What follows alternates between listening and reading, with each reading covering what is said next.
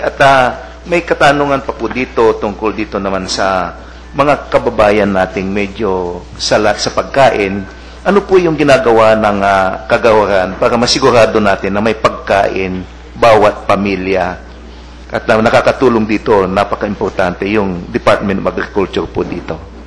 Yung pong ating mga kababayan naman na sabi nga po natin pinipilit po ng kagawaran at ng buong pamahalang Aquino na magkaroon po ng pagkain sa ibabaw ng pagkainan ng bawat Pilipino. Ano po,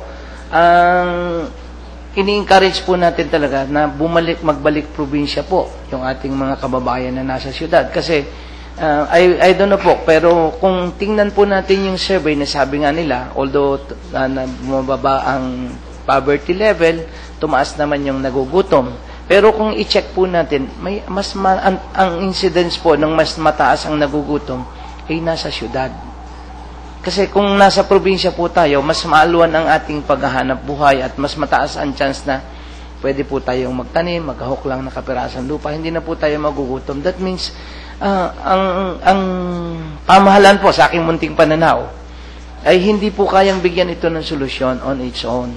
Kailangan po ay talaga ang taong bayan pagtulong-tulungan, lalo na po na nandito kayong mga kapatid po sa media. Sana po itulungan ninyo ang ating pamahalaan na maiparating sa kanila na kung talagang wala ka nang gagawin dito sa Metro Manila, kung ikay palaboy-laboy na lang dito, tumutuloy ka na lang kung saan-saan. Bakit hindi ka magbalik probinsya na kung saan pwedeng ibalik mo ang dangal ng iyong dinadalang pamilya? So, ito pong mga taong ganito ay pwede po silang dumulog sa DSWD o sa Kagawaran ng Agrikultura para maisama po namin sila sa balik probinsya program na kung saan yung mga convergence areas, ilalagay po namin sila para mabigyan ng tamang hanap buhay.